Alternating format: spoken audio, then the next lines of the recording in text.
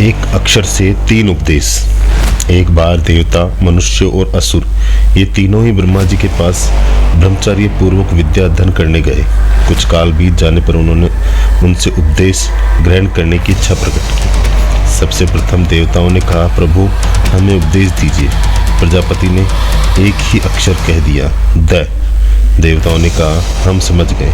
हमारे स्वर्गादि लोकों में भोगों की भरमार है, उन्हीं में लिप्त होकर हम अंत में स्वर्ग से गिर जाते हैं। अतएव आप हमें द से दमन अर्थात इंद्रिय संयम का उपदेश दे रहे हैं। तब प्रजापति ब्रह्मा ने कहा, ठीक है, तुम समझ गए। फिर मनुष्यों ने प्रजापति से कहा, आप हमें उपदेश दीजिए।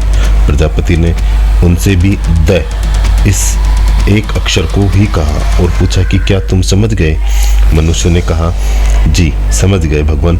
आपने हमें दान करने का उपदेश दिया है, क्योंकि हम लोग जन्म भर संग्रह करने के ही लिप्त रहते हैं, अतः हमारा दान में ही कल्याण है। जब प्रजापति ने कहा, ठीक है, मेरे कथन का सही अभिप्राय था। अब असुरों ने उनके पास जाकर उपदेश की प्रार्थना की। प्रजापति ने इन्हें भी द अक्षर का ही उपदेश दिया। उन्होंने सोचा, हम लोग स्वभाव से ही हिंसक हैं, क्रोध और हिंसा हमारा नित्य का सहज व्यापार है, अतः निस्संदेह हमारे कल्याण का मार्ग एकमात्र दया ही है।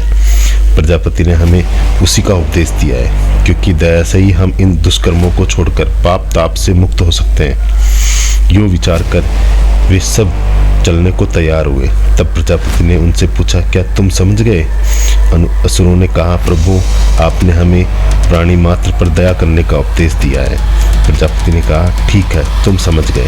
प्रजापति के अनुशासन की प्रतिध्वनि आज भी मेघ गर्जना हमें द के रूप में अनुदित होती है, सुनाई पड़ती है। अर्थात भोग प्रधान देवताओं, इंद्रियों का दमन करो, संग्रहण प्रधान मनुष्यों, भोग सामग्री का दान करो, और क्रोध प्रधान असुरों, जीवन मात्र पर दया करो।